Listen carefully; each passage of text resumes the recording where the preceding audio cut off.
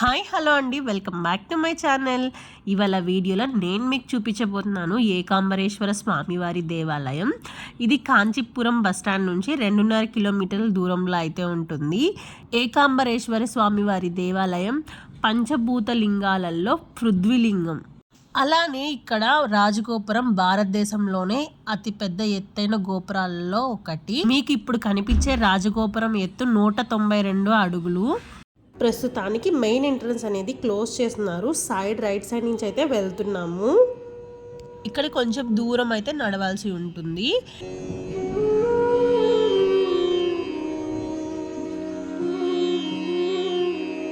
మనం ఈ దేవాలయం చరిత్ర ఏంటి, దీంట్లో ప్రత్యేకతలు ఏంటి అనేది అయితే తెలుసుకుందాం.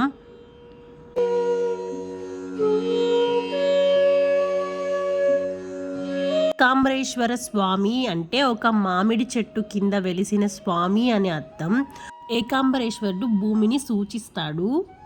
ఆలయంలోని శివుడు స్వయంభూమూర్తి. కామాక్షిదేవి చేసిన ఇసుక శివలింగం అయితే ఇక్కడైతే మనకి కనిపిస్తుంది. అలానే అమ్మవారు స్వామిని ఆలింగనం చేసుకున్న హస్తచిహ్నం కానీ ఇప్పటికీ శివలింగంపై కనిపిస్తుందట.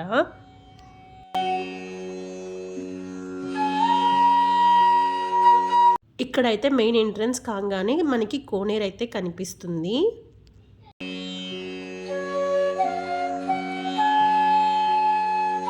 ఇదైతే లోపలికైతే ఎంట్రన్స్ మెయిన్ గర్భగుడిలోకి. ఇక్కడ ప్రత్యేకత ఏంటంటే 1000 స్తంభాల మండపం అయితే ఉంది.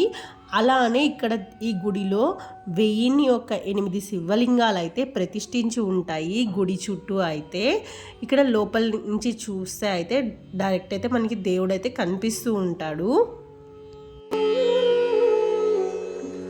ఇక్కడ ఇప్పుడు మీకు కనిపించేది 3500 సంవత్సరాల క్రితం పార్వతీదేవి పూజ చేసిన మామిడి చెట్టు. ఈ చెట్టు ప్రత్యేకత ఏంటి అంటే 4 రకాల కాయలను అయితే కాసేదట.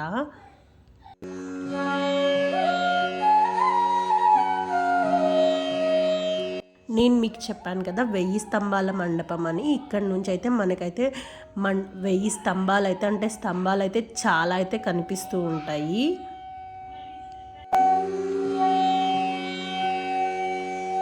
అలానే గుడి చుట్టూ ఇలా 1008 శివలింగాలు అయితే ప్రతిష్ఠించబడి ఉన్నాయి.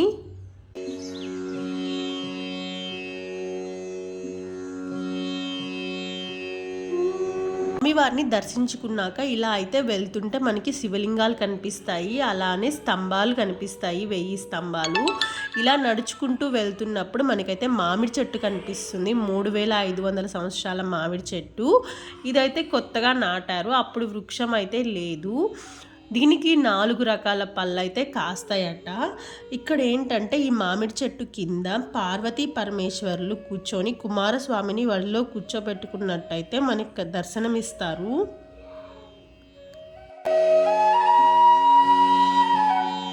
ఎవరికైతే సంతానం లేదో వాళ్ళు ఈ పండ్లు తింటే వాళ్ళకైతే సంతానం కలుగుతుందంట.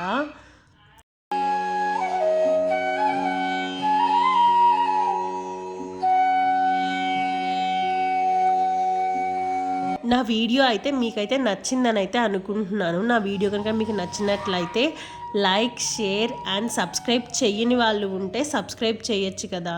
Thanks for watching.